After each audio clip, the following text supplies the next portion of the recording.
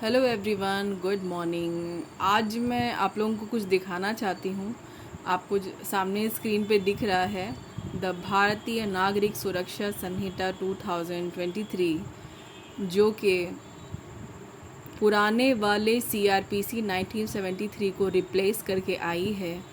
और ये उसी का बेरेक्ट है, बट ये सिर्फ इंग्लिश एडिशन में है, ये डिग्लॉट में नहीं है। यही मैं काफ़ी दिन से सोच रही थी कि मैं आपको ये ज़रूर दिखाऊं। अभी तक हमने सिर्फ ये सारे जो एक्ट्स हैं जो नए रिप्लेस होके आए हैं, पुराने को रिप्लेस करके जो भी नए आए हैं, वो हमने सिर्फ अभी तक यूट्यूब पर या फिर उन्हें सिर्फ नेट पर ही देखा है। पर अभी तक बेरेक्ट शायद बहुत कम लोगों ने परचेज़ की होगी, तो मुझे लगा कि आप लोगों को दिखानी चाहिए। तो ये है आपकी सीआरपीसी, जो है भारतीय नागरिक सुरक्षा संहिता 2023। अब ये देखिए आपके सामने है द भारतीय साक्ष्य अधिनियम 2023,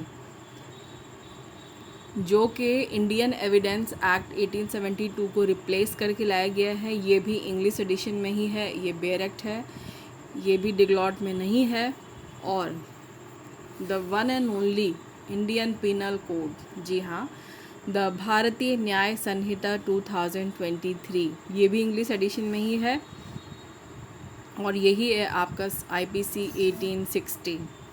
तो ये दिखाने का मकसद मेरा ये था आप लोग को बताना कि मैंने भी ये सोचा था कि मैं ये सारे ही एक्ट जो है तीनों परचेज़ नहीं करूँगी।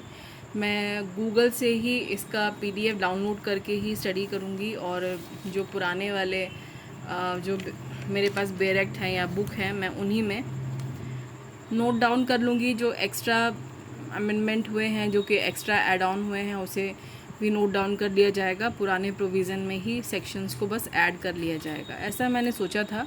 और उस पर मैंने काम करना भी शुरू कर दिया था पिछले 1 महीने से। मुझे पीडीएफ जहाँ पर भी अवेलेबल हुई, मैंने तीनों की पीडीएफ डाउनलोड करी और कंटेंट उसके नोट डाउन किए, और उसी अनुसार जो है अपनी जो पढ़ाई है वो शुरू कर दी।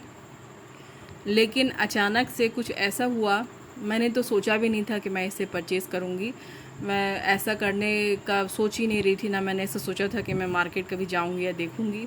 लेकिन मुझे मेरे किसी वेल विशर ने मुझे ये गिफ्ट कर दी तीनों एक ही साथ, और मैं यकीन मानिए कि मुझे बहुत अच्छा लगा उस दिन कि अगर किसी स्टूडेंट को कोई अच्छी किताबें गिफ्ट में मिलती है तो वो आपके लिए एक बहुत ही सौभाग्य की बात होती है, आपके लिए प्राउड वाली बात होती है, प्राउड मोमेंट होता है वो आपके लिए, कि आपको कोई ये समझ रहा है कि आप पढ़ते हैं, आपको पढ़ने का शौक़ है और आपको कोई किताबें गिफ्ट कर रहा है।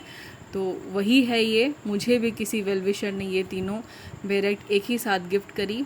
हालांकि मेरा माध्यम जो है वो हिंदी मीडियम है, लेकिन इससे कोई फ़र्क नहीं पड़ता है कि आपका माध्यम हिंदी है या इंग्लिश है मीडियम, तो आप पढ़ नहीं सकते। आपको दोनों की ही इक्वल नॉलेज होनी चाहिए, इंग्लिश और हिंदी दोनों की ही, क्योंकि जुडिशियल सर्विस में आप जा रहे हैं तो वहाँ ये सोच कर के तो आप नहीं जा सकते कि आपको सिर्फ हिंदी ही आती है और इंग्लिश से आपका कोई लेना देना नहीं है, तो कोई फ़र्क नहीं पड़ता। और मुझे ये बहुत अच्छा भी लगा कि अच्छा है, थोड़ी सी प्रैक्टिस और अच्छी हो जाएगी इसी बहाने। जब हम डिग्लॉट एडिशन में किसी चीज़ को पढ़ रहे होते हैं तो हम ज़्यादा, जो मेरा माध्यम जो मीडियम होता है, हम उसी पर ज़्यादा फोकस्ड होते हैं। लेकिन यहाँ पर अगर आपके पास में सिर्फ एक ही लैंग्वेज रहेगी तो आपका फोकस सिर्फ उसी पर होगा, है ना। अच्छी बात। तो बस यही मैं आपको दिखाना चाहती थी कि ये तीनों बेरेक्ट, ये तीनों एक्ट जो नए आए हैं पुराने को रिप्लेस करके, वो मैंने मेरे कहीं दूर दूर तक भी दिमाग में नहीं था कि मैं उसे ख़रीदूँगी या परचेज़ करूँगी या पढ़ूँगी उसको। मैंने सोचा था कि वही उसी तरीके से नेट से ही हेल्प लेके पढ़ा जाएगा। थोड़ी सी हाँ टाइम और मेहनत ज़रूर लग रही थी, लेकिन जो मिलना होता है वो मिल ही जाता है, चाहे कैसे भी हो, चाहे आपने चाहा हो या नहीं चाहा हो, बस आपका इंटेंशन बहुत अच्छा होना चाहिए।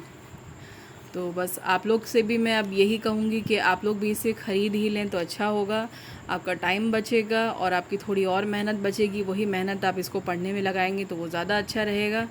और आईपीसी को इन तीनों बेरेक्ट्स को मैंने पढ़ा है, और मुझे आईपीसी में पढ़ने के बाद इतना दिमाग हल्का लगा, इतना माइंड मेरा मतलब वो हो गया पढ़ने के बाद में, लगा कि वो सारे सेक्शंस जो यूज़ में नहीं थे, जो एग्ज़ाम में नहीं आते थे, जो हम पढ़ते नहीं थे, वो सारे चैप्टर्स वो सब हटा दिए गए हैं। अब सिर्फ काम के सेक्शंस हैं और बहुत ज़्यादा उसको स्मॉल कर दिया गया है, कंसाइज कर दिया गया है, तो वो पढ़ने में भी आपको अच्छा लगेगा।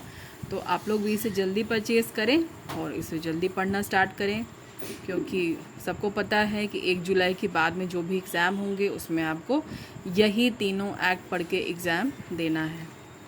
मिलेंगे आपसे जल्दी ही किसी अच्छे टॉपिक और अच्छे पॉइंट के साथ में। मेरा बहुत सारे कुछ पुराने टॉपिक मेरे पेंडिंग भी चल रहे हैं और मैं खुद भी पेंडिंग ही चल रही हूँ यूट्यूब पर वीडियो के मामले में। तो I am really very sorry. और ये सारी बेरेक्ट पा कर के यकीन मानिए I am very happy to have it. और आपको भी उतनी खुशी होगी जब आप इसे परचेज़ करेंगे। तो जितनी जल्दी हो सके आप इसे ख़रीदिए और पढ़िए। और अगर अभी तक आप लोगों ने चैनल को लाइक, सब्सक्राइब, शेयर नहीं किया है तो ट्राई करिए प्लीज़। शायद आपका भी कुछ काम बने और किसी आपके दोस्त का भी कुछ काम बन जाए। अपना ख्याल रखिए, खुद भी खुश रहिए, दूसरों को भी रहने दीजिए। Bye bye.